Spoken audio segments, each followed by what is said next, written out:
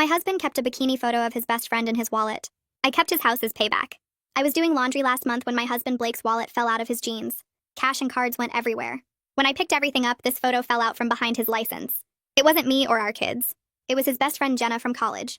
Not a group photo, not a casual pic. It was just her, smiling at the camera in a bikini from their recent beach trip. The one I wasn't invited to because it was a college friends thing, even though spouses went. When Blake got home, I asked him about it. He laughed and said I was being insecure, that lots of people keep friend photos in their wallets. I asked how many of his guy friends' photos he had. He called me crazy and slept on the couch to punish me for accusing him. The next morning, Jenna called during breakfast. Blake put her on speaker without asking. She was crying about some guy ghosting her. Blake spent 40 minutes comforting her while our kids' eggs got cold. When I pointed to the food, he waved me off and walked to another room. Our 5-year-old asked why Daddy always talks to Jenna instead of us. That stung. Then I noticed their daily routine. Jenna would text him at 6 a.m. before he even opened his eyes.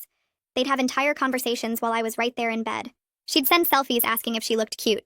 He'd respond with heart emojis. When I said it was inappropriate, Blake said I didn't understand friendship because I was too possessive. He actually said maybe if I had friends like Jenna, I'd be less clingy. They had lunch together every Tuesday and Thursday. When I asked to join once, Jenna texted Blake later saying she felt like I was trying to interfere with their bond. Blake told me I needed to apologize for making her uncomfortable. I refused. He didn't talk to me for 3 days. Our anniversary came up. Blake forgot. But that same week, he threw Jenna a massive birthday party at an expensive restaurant. Spent $800 on her gift. Some designer purse she'd mentioned once. My birthday 2 months earlier. He got me a gift card to Target. At the party, Jenna sat on Blake's lap for a photo. When I said that was weird, everyone looked at me like I was the problem. Blake's mom pulled me aside and said I needed to be more secure in my marriage. The breaking point started when Jenna got dumped again. She called Blake sobbing at 2 a.m. on a work night. He actually got dressed and drove to her apartment. Came back at 6 a.m. saying she needed support. Our daughter had a fever that same night. He didn't even know because he was gone. Jenna started coming over every day after that. She'd walk in without knocking, go straight to the fridge, complain about what I cooked. She told Blake I was feeding the kids too much processed food while she made herself a sandwich with my groceries. Blake agreed with her and said I should learn from Jenna since she was so health conscious. She started buying Blake clothes because she said I didn't know his style. Threw out ties I'd gotten him for Christmas right in front of me. Blake wore everything she bought and thanked her for understanding him. When I found them looking at apartments online together, Blake said Jenna needed his help finding a place closer to us. The listing they were viewing was a 2-bedroom.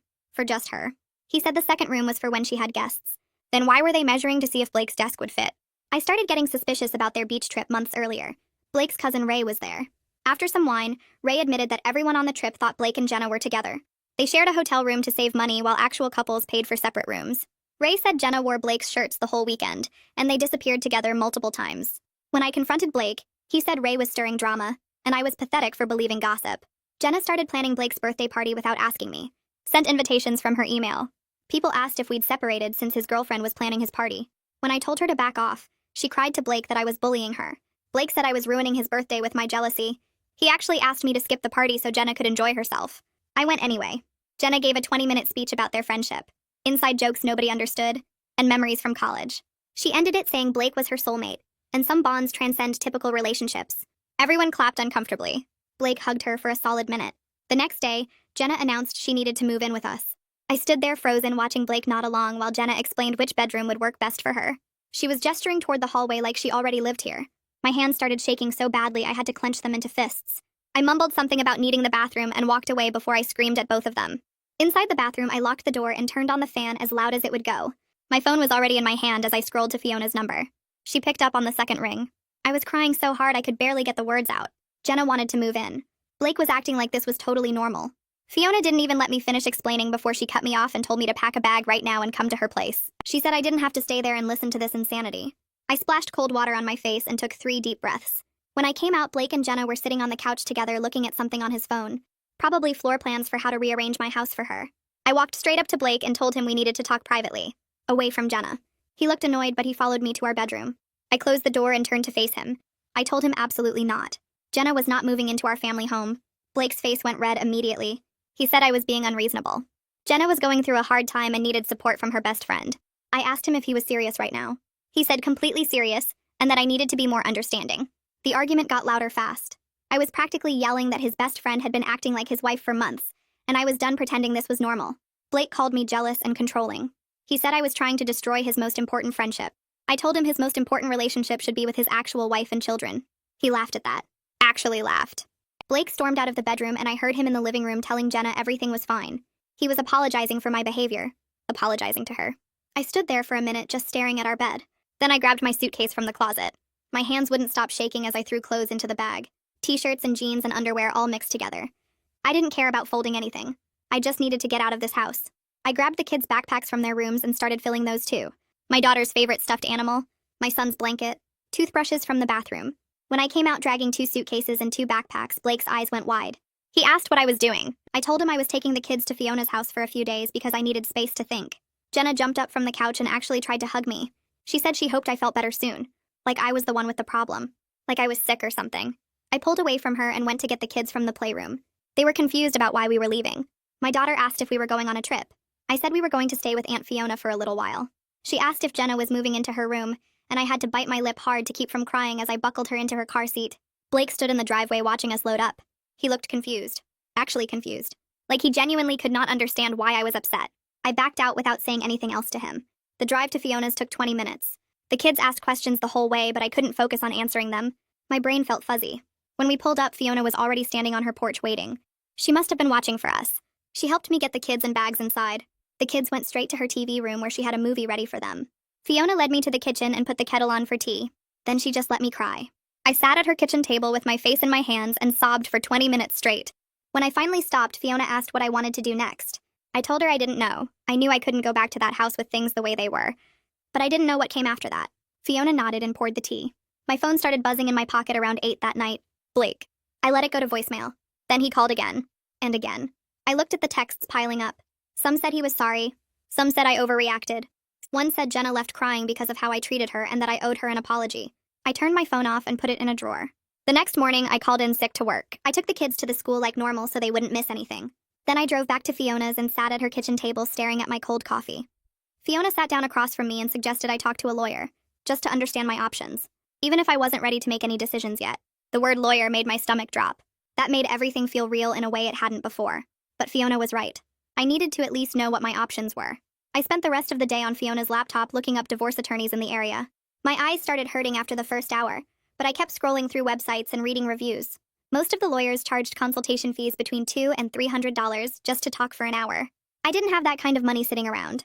Blake handled most of our finances and I had access to our joint account, but taking money out for a divorce lawyer felt wrong somehow, like it would give him ammunition to use against me later. I kept searching until I found an attorney named Miranda Chamberlain, whose website said she offered free initial consultations for family law cases. Her reviews were good and she had been practicing for 15 years. I stared at her phone number on the screen for a solid 10 minutes before I finally called and scheduled an appointment for the next day at 2 in the afternoon. The receptionist asked what the consultation was regarding, and I had to say the word divorce out loud for the first time. It felt heavy coming out of my mouth. That evening around 7, I was helping the kids with a puzzle on Fiona's living room floor when someone started pounding on the front door. Fiona went to answer it, and I heard Blake's voice immediately. He was demanding to talk to me, and his tone made my stomach clench. Fiona told him I wasn't ready to talk right now, but he pushed past her into the house. I stood up from the puzzle as he came into the living room. His face was red and he looked like he hadn't slept. He started talking before I could say anything. He said I was being dramatic and ridiculous, and that we needed to come home right now because the kids needed stability. He actually said stability like he cared about that when he'd been running off to comfort Jenna at all hours for months. I looked at Blake standing there in Fiona's living room, acting like he had any right to demand anything from me. The kids were watching us from the floor, and I didn't want them to see this, but I also couldn't let him keep talking to me like that. I told him the kids needed a father who put them first, instead of running to comfort his best friend at 2 in the morning while his daughter had a fever at home. Blake's face went from red to almost purple, and he said that wasn't fair. He said I was twisting everything to make him look bad. Fiona stepped between us and told Blake he needed to leave right now or she was calling the police. Her voice was calm but firm, and she had her phone already in her hand. Blake looked at her, and then at me, and then at the kids still sitting on the floor with puzzle pieces in their hands. He turned and walked out without another word. We heard his car start up and drive away a minute later. After Blake left, I tried to get the kids back to the puzzle, but they weren't interested anymore. Fiona made them hot chocolate and put on a movie in her den. I sat on the couch feeling shaky and sick. About 20 minutes later, my daughter came out of the bedroom where she was supposed to be sleeping. She was holding her stuffed rabbit and her eyes looked wet. She climbed up on the couch next to me and asked if Daddy loved Jenna more than us. The question hit me so hard I couldn't breathe for a second. My heart felt like it was breaking into actual pieces inside my chest. I pulled her onto my lap and held her tight.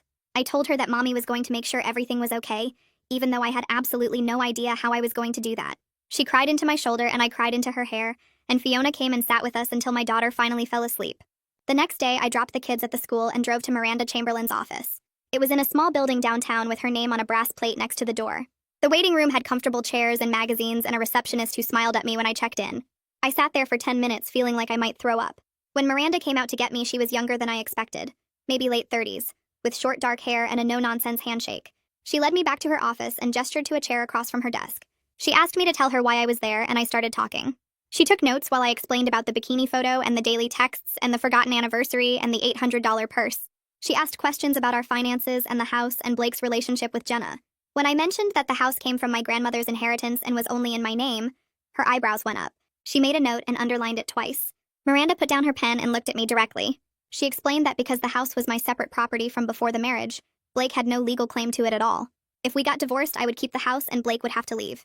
The information hit me like someone had punched me in the stomach, but in a good way. I had power here that I didn't even know I had. Miranda kept talking, and I tried to focus on her words. She said that in our state, property owned before marriage or inherited during marriage stays with the original owner unless it gets mixed with marital property. Since I'd kept the house in only my name and we'd never refinanced or anything like that, it was completely mine. Blake would have no right to it or to any of its value. I told Miranda everything else I could think of. The Target gift card for my birthday while Jenna got designer purses. The shared hotel room on the beach trip that I wasn't invited to. Jenna's speech at Blake's birthday party calling him her soulmate while everyone watched uncomfortably. Miranda wrote it all down and said it showed a clear pattern of Blake prioritizing Jenna over the marriage. She used the term emotional abandonment and said we could use that if we went to court. She explained that emotional affairs were harder to prove than physical ones, but the pattern of behavior I was describing was pretty obvious. The money he spent on Jenna while neglecting me. The time he spent with her while ignoring the kids. The 2 a.m. visits when our daughter was sick. It all added up to a husband who had checked out of his marriage. Miranda leaned back in her chair and laid out my options in a way that felt both scary and clear. She said I could try marriage counseling if I wanted to save the relationship. Some couples did manage to work through this kind of thing if both people were willing to change. But she also said I could file for divorce and would likely get primary custody of the kids given Blake's pattern of leaving them to attend to Jenna. She said the choice was completely mine, but I should think carefully about what I wanted my life to look like going forward. Did I want to spend years trying to compete with Jenna for my own husband's attention? Or did I want to build a life where I didn't have to do that anymore? She didn't push me either way, but her questions made me really think about what I wanted. I drove back to Fiona's house in a daze. For the first time in months, I felt like I could actually breathe all the way. Just knowing I had options and legal standing made me feel less trapped. I wasn't stuck in this situation with no way out. I had a house in my name and a lawyer who understood what was happening and laws that would protect me and the kids. When I got back, Fiona was making lunch and she asked how it went. I told her Miranda was great and that I was meeting with her again next week to discuss next steps. Fiona hugged me and said she was proud of me for taking action. I hadn't realized how much I needed to hear that until she said it. Later that afternoon, my phone buzzed with a text from Blake. He asked when we were coming home and said Jenna was very hurt by my accusations. I stared at that text for a long time. Even now, even after everything, he was worried about Jenna's feelings. Not mine, not the kids, Jenna's. I texted back that I would come get more clothes for me and the kids, but we weren't moving back in until he agreed to marriage counseling and set serious boundaries with Jenna. Real boundaries.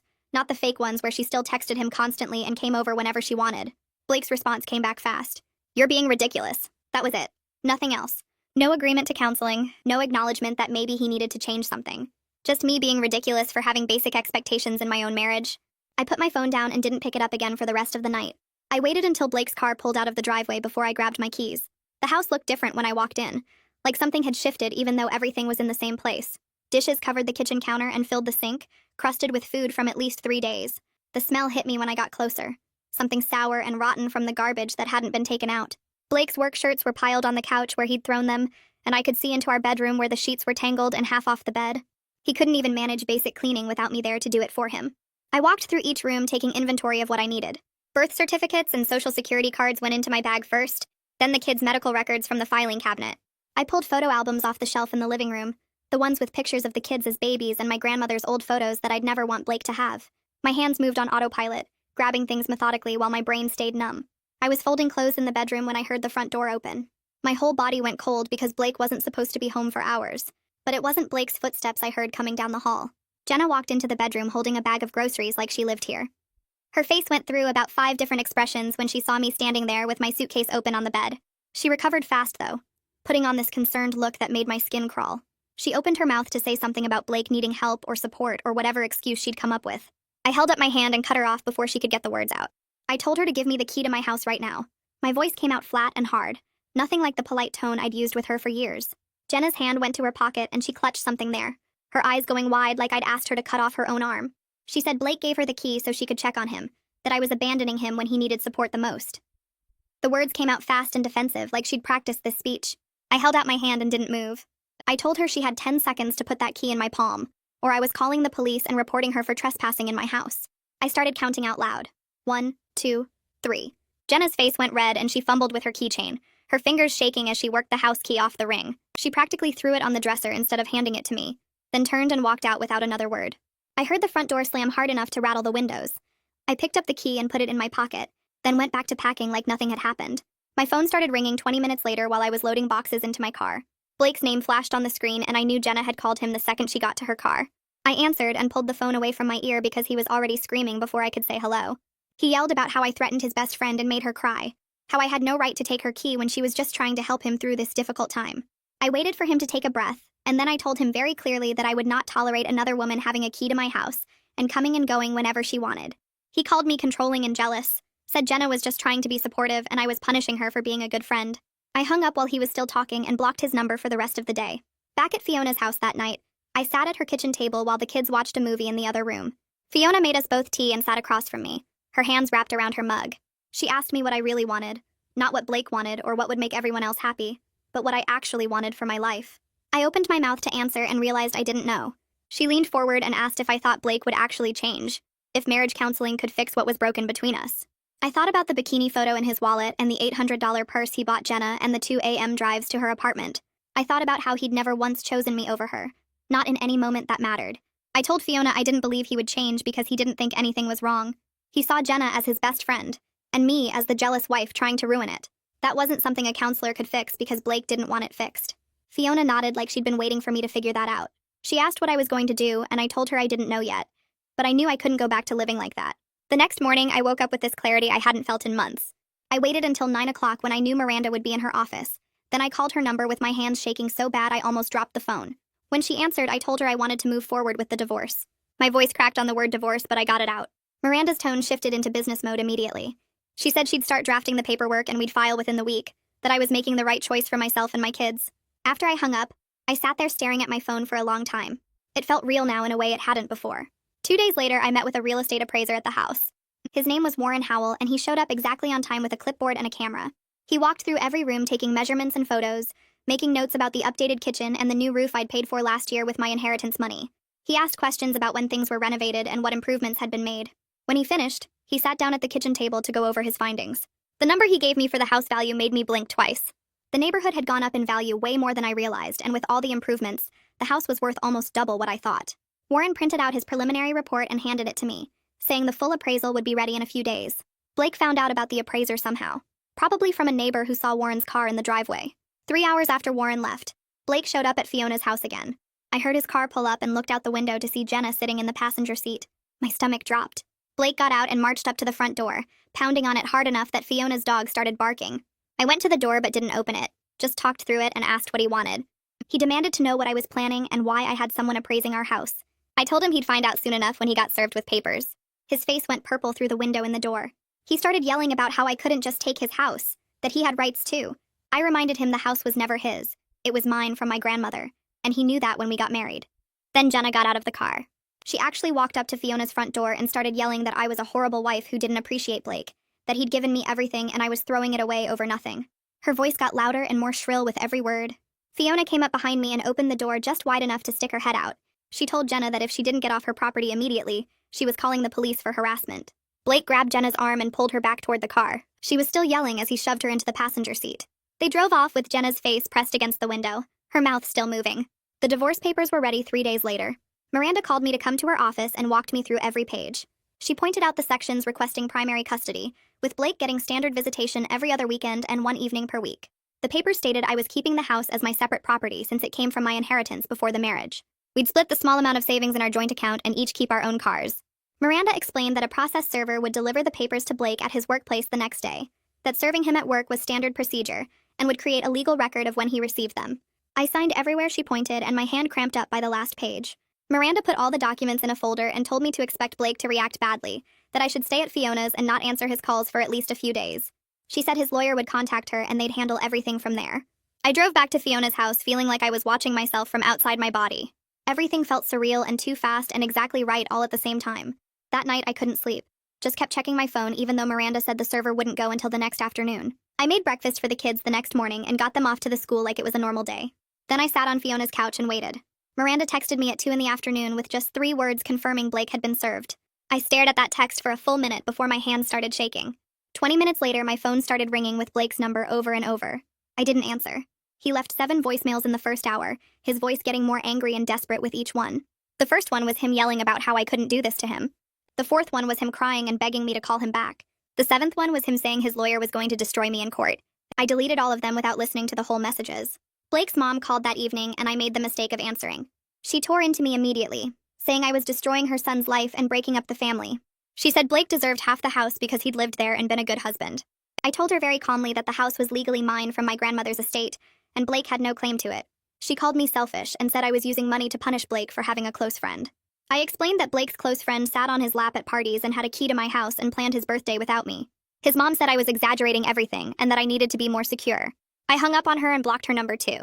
The next few days were a nightmare of Blake's family members calling to yell at me or beg me to reconsider. I blocked them one by one until my phone finally went quiet. Blake only sent text messages for the next 2 days. I kept my phone on silent, but I could see the notifications stacking up on my screen. He sent long paragraphs about how I was overreacting, and shorter ones begging me to answer him. Some messages blamed me for being jealous. Others said he missed the kids. None of them mentioned changing anything about Jenna. I forwarded a few to Miranda when she asked for documentation of his communication patterns. She said his messages showed he still didn't understand the problem, which would help our case if we needed it. Blake's family started calling on day 3. His brother left a voicemail saying I was tearing the family apart over nothing. His sister sent a text with crying emojis asking me to think about the kids. I deleted most of the messages without reading them fully because I knew what they'd say. Blake's mom called while I was making dinner for the kids, and I answered without thinking. She started yelling immediately about how I was destroying her son and breaking up the family over my insecurity. She said Blake deserved half the house because he'd lived there and been a good provider. I stirred the pasta with one hand and held the phone away from my ear with the other. She kept going about how selfish I was being, and how Blake just had a close friendship that I couldn't handle. I waited for her to take a breath, and then I explained very slowly that the house came from my grandmother's estate before Blake and I got married. It was legally mine alone, and Blake had no claim to it regardless of how long he'd lived there. She called me a greedy witch and said I was using money to punish Blake for having friends. I told her that Blake's friend sat on his lap at parties and had a key to my house and planned his birthday without consulting his wife. His mom said I was exaggerating everything to play the victim, while she was mid-sentence and blocked her number. My hands shook while I drained the pasta, and I had to sit down for a minute before I could plate the food for the kids. Blake's aunt called the next morning. His uncle called that afternoon. His cousin sent a long email about family loyalty and forgiveness. Each one had a slightly different approach, but the message was the same. I was being unreasonable and I needed to come home and work things out. I blocked the aunt and uncle immediately. I read the cousin's email once and then deleted it. Miranda told me to keep a log of everyone who contacted me and what they said, so I started a document on my laptop with dates and times and brief summaries. By the end of the week, I had 17 entries. Blake sent an email to my work address since I wasn't responding to his texts anymore. He said I was ruining his life and making everything harder than it needed to be. He said Jenna was helping him find a good attorney because she actually cared about him getting through this. I forwarded that email to Miranda with the subject line, Exhibit A. She replied with a thumbs up emoji and said Blake was building our case for us. The kids asked about going home every single day. My son wanted his toys from his room. My daughter missed her bed. They didn't understand why we were still at Aunt Fiona's house when we were only supposed to stay a few days. I sat them down on Fiona's couch on Saturday morning and tried to explain in words they could understand. I said Mommy and Daddy were having grown-up problems, and we needed to live separately for a while. My son asked if we were getting divorced like his friend's parents. I said maybe, that we were figuring things out. My daughter looked at me with her big eyes and asked if it was because of Jenna. I froze because I didn't know how to answer that honestly without making Blake look bad to his own kids. I told her it was complicated, and that Daddy and I had different ideas about what a marriage should look like. She nodded like she understood, but I could tell she didn't really. My son asked if we'd ever go home, and I promised him we would, that our house was still ours and we'd be back there soon. I didn't tell them that when we went back, their dad wouldn't be living there anymore. Miranda called me the following Tuesday with news. Blake's attorney had sent a response to our divorce filing. She read parts of it to me over the phone, and I could hear the amusement in her voice. Blake's lawyer was demanding he get half the value of the house and claiming he'd contributed to mortgage payments during the marriage. Miranda actually laughed and said she'd been hoping they'd try this angle. She explained that she had all the documentation showing the house was paid off completely with my inheritance money before Blake and I even got engaged. There had never been a mortgage for him to contribute to. The house was my separate property under state law, and his attorney had no legal ground to stand on. She said Blake's lawyer was either incompetent or desperate or both. I felt relief wash over me. So strongly I had to sit down. Miranda said she'd send a response with all the proof and shut down that argument immediately. She told me not to worry because Blake's case was falling apart before it even really started. 2 weeks crawled by with me staying at Fiona's and managing the kids' schedules and trying to keep everything normal for them. Blake texted on a Thursday afternoon asking if we could meet in person without lawyers. He said he just wanted to talk and see if we could work things out before this got even messier. I called Miranda to ask what I should do. She advised me to only communicate through attorneys from now on, and not to meet with Blake alone. I sat with her advice for a few hours, but something in me needed to see him face to face one more time. I needed to look him in the eye and see if there was any part of the man I married who understood what he'd done to our family.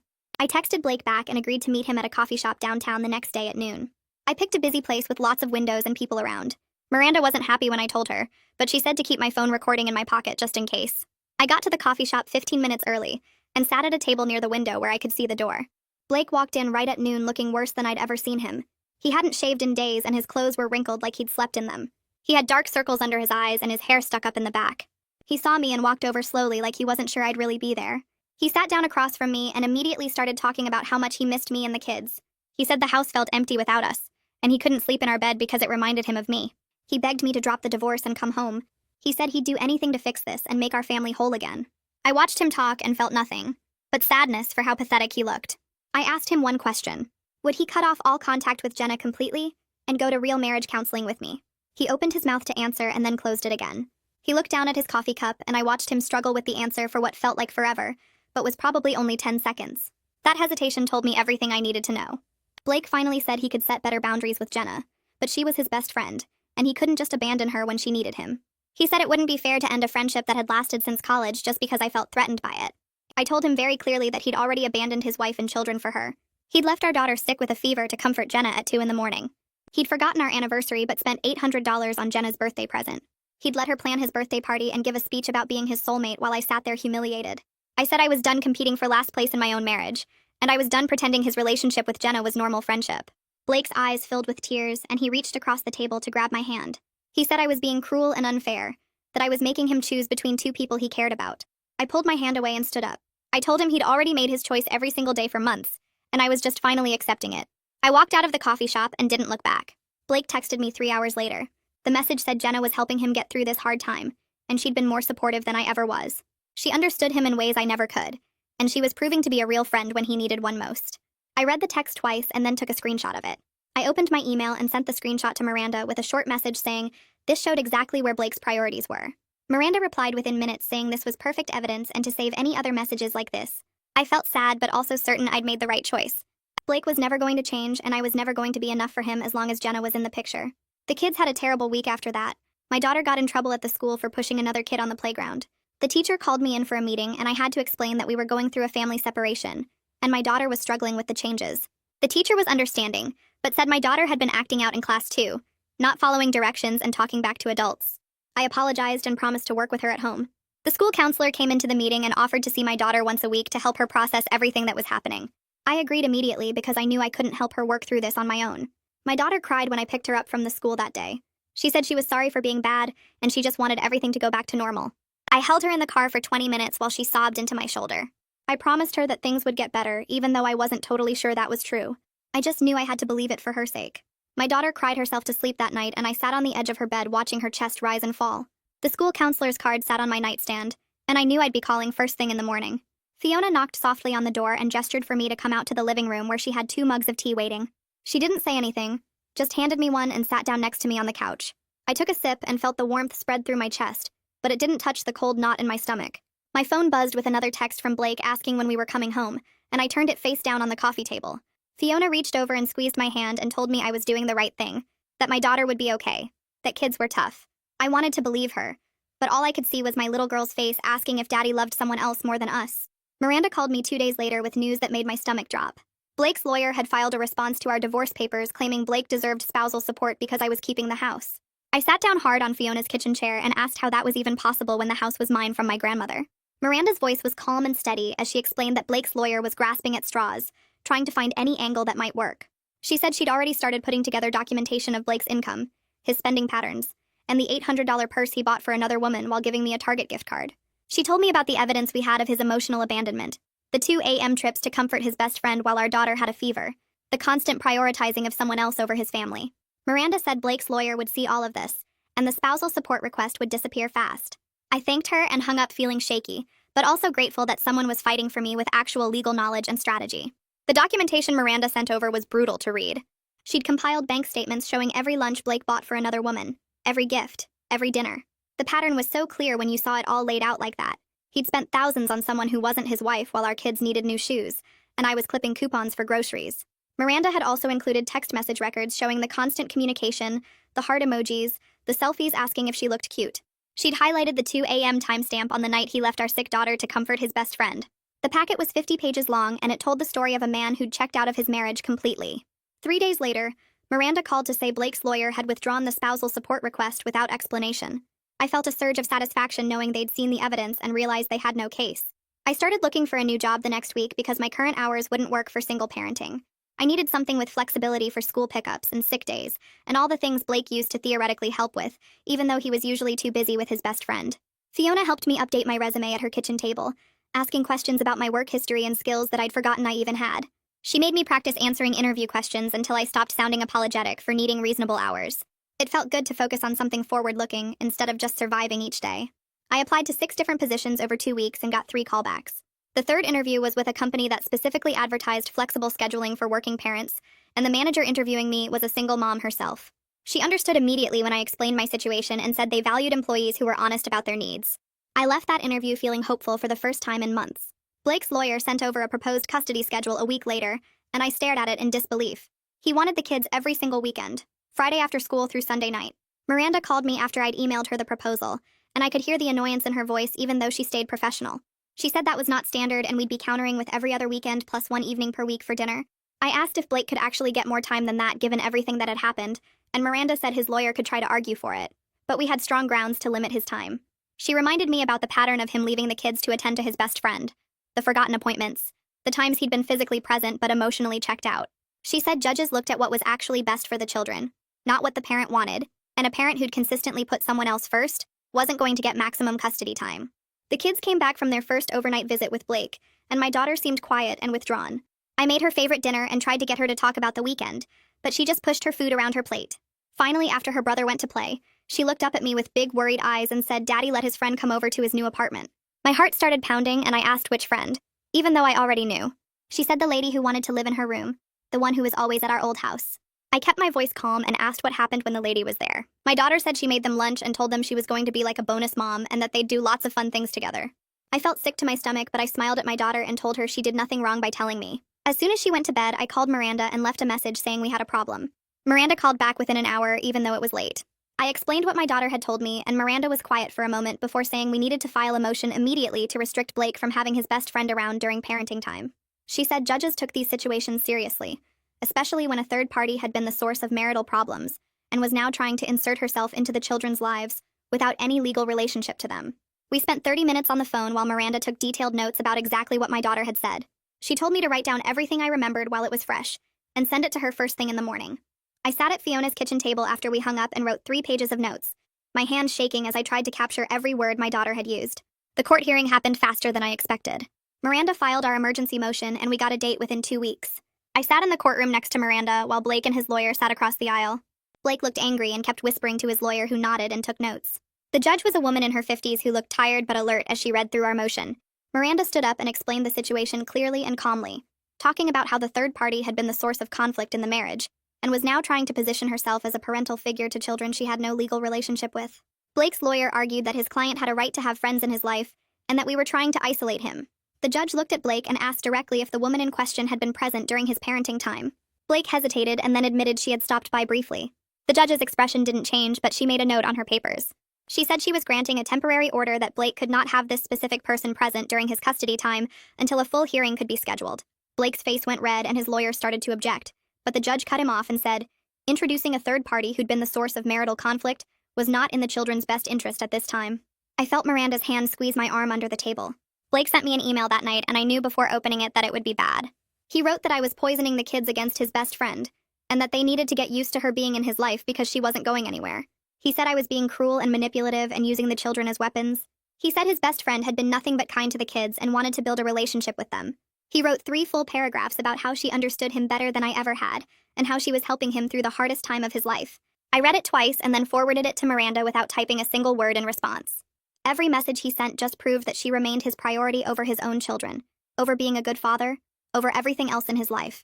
3 months crawled by with court dates and lawyer calls and custody exchanges. Blake showed up late twice to pick up the kids, and I documented it with timestamps and texts. The kids came back saying Daddy seemed sad all the time, but at least the lady wasn't there anymore. Miranda kept me updated on negotiations, and slowly we got closer to final terms. Blake's lawyer finally told him he had no legal standing to fight for the house because it was my separate property from before the marriage. Miranda called me with the news that we were close to finalizing everything. I'd keep the house in primary custody. Blake would get every other weekend and Wednesday dinners, and we'd split the small savings account we'd had. It wasn't much money, but I didn't care. I just wanted it to be over. I took the kids back to our house on a Saturday morning when I knew Blake was at work. They burst out of the car and ran up the front steps like they'd been holding their breath for months. My daughter ran straight to her room, and I heard her squeal with happiness that her stuff was still there. My son ran through every room touching things like he needed to make sure they were real. I walked through, slowly taking in the space that was mine now. Really mine. Not shared with someone who didn't want to be there. The first thing I did was call a locksmith, and he came out that same afternoon. I watched him change every lock on every door, and when he handed me the new keys, it felt like more than just metal. It felt like safety. It felt like this was our home now. Protected and secure, and nobody could walk in uninvited ever again. Blake had to come get his stuff the following week, and I made sure I wasn't there for it. Fiona agreed to supervise and make sure he only took his personal belongings, and nothing that belonged to me or the kids. I took the kids to a movie and kept my phone in my purse even though I wanted to check it every 5 minutes. When we got back to Fiona's house, she was already there with a small smile on her face. She said it went fine. Blake took his clothes and some furniture we'd agreed on, and he'd been professional about the whole thing. Then she paused and added that his best friend had been with him helping him pack. I wasn't surprised at all. Of course she was there. She'd probably helped him decide what to take. She'd probably walked through my house like she'd always wanted to, finally getting to be there without me in the way. The divorce was finalized on a Tuesday morning in a courtroom with just our lawyers present. I didn't have to see Blake or sit near him or hear his voice. Miranda and his lawyer worked out the last details with the judge, and then it was done. Miranda found me in the hallway after and shook my hand firmly and told me I did great, that I'd handled everything with strength and dignity. I thanked her and paid her final bill and walked out of the courthouse into bright morning sunshine. I got to my car and sat in the driver's seat with my hands on the steering wheel. The divorce decree was in my bag. The house keys were in my pocket. My kids were at the school having a normal day. I was officially single and officially a homeowner, and officially done with a marriage that had been over long before I'd found that bikini photo in a wallet. I put my head down on the steering wheel and cried for 20 minutes straight, big, ugly sobs that shook my whole body. I cried for the marriage I'd thought I had. I cried for my kids who deserved better. I cried because I was relieved and sad and scared and free all at the same time. I picked up paint samples at the hardware store the next weekend. The kids came with me, and my daughter grabbed every purple swatch she could find while my son debated between blue and green for his room. We spent an hour holding different colors up to the walls in each room, making a game of it. My daughter insisted on the brightest purple they had, and I didn't argue because seeing her excited about her space felt more important than my taste. We painted her room first on a Saturday morning with the windows open and music playing. She helped roll paint on the lower half of the walls while I did the higher parts. When we finished, she stood in the doorway staring at her bright purple walls with the biggest smile. Then she ran to the linen closet and pulled out sheets I'd bought her the day before, also purple with little stars on them. While I made up her bed with the new bedding, she said she was glad Jenna wasn't going to live in her room after all. I hugged her tight and told her this room was all hers and nobody else's. Blake picked up the kids for his first official weekend 2 weeks later. He showed up 20 minutes late without calling and barely apologized when I opened the door. The kids grabbed their overnight bags and climbed into his car while I stood on the porch documenting the pickup time in my phone. The next weekend he was late again, this time by almost an hour. I called his cell 3 times before he answered, saying he'd lost track of time. When the kids came home Sunday night, my daughter was quiet and my son seemed distracted. I asked how their weekend was, and my daughter shrugged and said, "Daddy seemed sad the whole time." My son added that Jenna was there a lot even though she wasn't supposed to be. I kept my face calm and asked what they meant by a lot. My daughter said Jenna made them breakfast both mornings and watched movies with them on the couch. My son said Jenna helped Daddy make dinner and stayed until bedtime. I wrote down everything they said word for word in a notebook I kept specifically for custody documentation. I called Miranda the next morning and told her what the kids had reported. She asked me to have them write down or draw pictures of what happened during their visits if they were comfortable doing that. My daughter drew a picture of the 3 of them at Daddy's apartment with Jenna standing between Blake and the kids. My son wrote a simple list of activities that included Jenna's name in almost every item. Miranda said this was enough to file another motion, and she'd get the paperwork started immediately. Blake's lawyer responded, claiming Jenna only stopped by briefly to drop off groceries and that the kids were exaggerating. But when the court-appointed child advocate interviewed my daughter separately, she told him that Jenna was there for entire visits, making them meals and watching movies with them. She said Jenna tried to act like their mom and it made her uncomfortable. The advocate included this information in his report to the judge. The hearing happened on a Thursday morning in the same courtroom where our divorce was finalized. Blake sat at his table looking annoyed while his lawyer shuffled papers. The judge read through the child advocate's report and then asked Blake directly if Jenna had been present during his parenting time. Blake started to answer, but his lawyer put a hand on his arm and spoke for him, saying there may have been some brief visits. The judge looked up from the papers with a stern expression, and said the previous order was clear that introducing the third party who caused marital conflict was not appropriate during this transition period. Then he modified the order to be even more specific, stating that Jenna could not be at Blake's residence at all during his parenting time, and that violations would result in supervised visitation only. Blake's face went red and he started to stand up, but his lawyer grabbed his arm and whispered something that made him sit back down. The judge asked if Blake understood the order, and Blake nodded without saying anything. I started my new job the following Monday at a marketing firm downtown. The pay was better than my previous position, and my boss made it clear during the interview that she understood single-parent scheduling needs. My first week was busy learning new systems and meeting coworkers, but I felt energized instead of drained when I came home. The flexible hours meant I could do school pickup most days and work from home when the kids were sick. On my third day, my boss stopped by my desk and asked how I was settling in. I told her great and thanked her for the opportunity. She smiled and said she could tell I was going to be an asset to the team. Driving home that evening, I realized this job felt like more than just a paycheck. It felt like I was building a life that belonged to me now, not a life where I managed everyone else's needs while mine got ignored. The kids settled into their routine over the next few months. Every other weekend they went to Blake's apartment, and every Wednesday he picked them up for dinner. My daughter still had rough days where she asked why Daddy didn't live with us anymore, but the school counselor said she was adjusting well considering everything. My son threw fewer tantrums and started sleeping through the night again. The counselor met with them weekly and reported that they understood their parents weren't getting back together and were learning to accept their new normal. My daughter stopped asking about Jenna as much, and when she did mention her, it was usually to say something Jenna did that annoyed her. I never asked follow-up questions or encouraged negativity, but I noticed my daughter seemed relieved that Jenna wasn't around our house anymore. Blake's mother showed up at my door on a Saturday afternoon without calling first. I was in the middle of making lunch when the doorbell rang. I opened it to find her standing on my porch with a tight smile, asking if she could see her grandchildren. I stepped outside and closed the door behind me so the kids wouldn't hear. I told her calmly that she was welcome to see the kids, but she needed to schedule visits in advance, and that I wouldn't tolerate any criticism of me in front of them. She huffed and said I was being controlling and that she had a right to see her grandchildren whenever she wanted. I repeated that she could see them, but only during scheduled visits, and only if she agreed to be respectful. She stared at me for a long moment, then said fine and asked when would be convenient. We agreed on the following Sunday afternoon, and she left looking unhappy, but she called first the next week like I'd asked. 6 months after filing for divorce, I sat in my living room on a Tuesday evening watching the kids play a board game on the floor. The house was quiet except for their laughter, and the occasional argument over game rules. Blake's phone wasn't buzzing constantly on the coffee table because Blake wasn't there. Jenna wasn't texting pictures asking if she looked cute. Nobody was interrupting our family time to comfort someone else. We'd eaten dinner together at the kitchen table without anyone walking away mid-meal to take a call. My daughter had told me about her day at the school, and my son had shown me a drawing he made without competing for attention.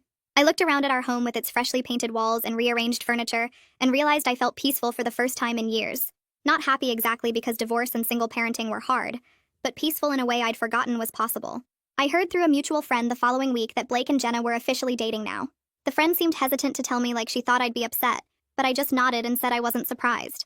She asked if I was okay, and I told her honestly that I felt relieved more than anything.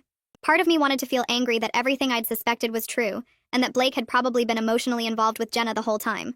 But mostly I just felt glad I wasn't in that situation anymore. Glad I wasn't the wife being pushed aside while her husband prioritized his best friend. They could have each other and whatever messy relationship they'd built while destroying my marriage. I had my house and my kids and my peace. My daughter brought home a drawing from the school the next week that the teacher had assigned about family. She'd drawn 3 figures in front of a house with a purple roof. It was her brother, and me. The house had flowers in front and a sun in the corner. I looked at the drawing for a long time before asking where Daddy was. She shrugged and said she drew our real family, the people who live together.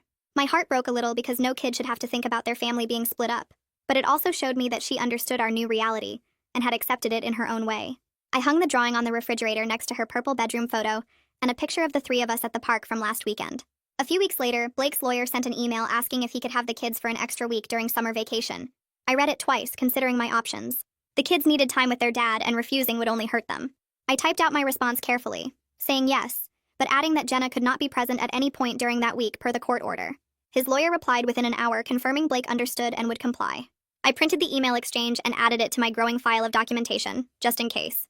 Fiona mentioned a support group for divorced parents that met Thursday evenings at a community center downtown. I almost didn't go because the idea of sitting in a circle talking about my failed marriage sounded terrible. But I showed up anyway and found 12 other people in folding chairs drinking bad coffee. A woman named Sarah shared about her ex getting half their house even though he cheated with their neighbor. She looked directly at me when she said I was lucky to have the house in my name already. Another dad talked about his kids refusing to see him because his girlfriend moved in too fast. I didn't share much that first night, just listened. But driving home, I felt less alone than I had in months. On Saturday morning, I took the kids to the garden center and let them pick out vegetable seeds and flower bulbs. My daughter chose tomatoes and sunflowers while my son wanted carrots because he liked the color orange. Blake always said gardening was too much work, and that we should just buy produce at the store.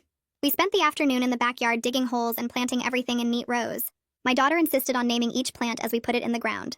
She called the biggest tomato plant Gerald and a sunflower Susan. When we finished and stood looking at our work, she grabbed my hand and said this was her favorite house now because it was just ours. A year had passed since that bikini photo fell out of Blake's wallet and turned my whole life sideways. I tucked the kids into bed in our house, my house, reading them one more chapter before turning out the light. Single parenting exhausted me most days, and money stayed tight no matter how carefully I budgeted. But I wasn't competing for my own husband's attention anymore. The kids were doing better in the school, making new friends, laughing more at dinner. I had a job I actually liked, and we were building traditions that belonged only to us. Blake still took the kids every other weekend, and Jenna apparently lived with him now, which just proved I made the right choice. I kept the house and got my self-respect back, and that was worth more than any marriage that required me to accept second place.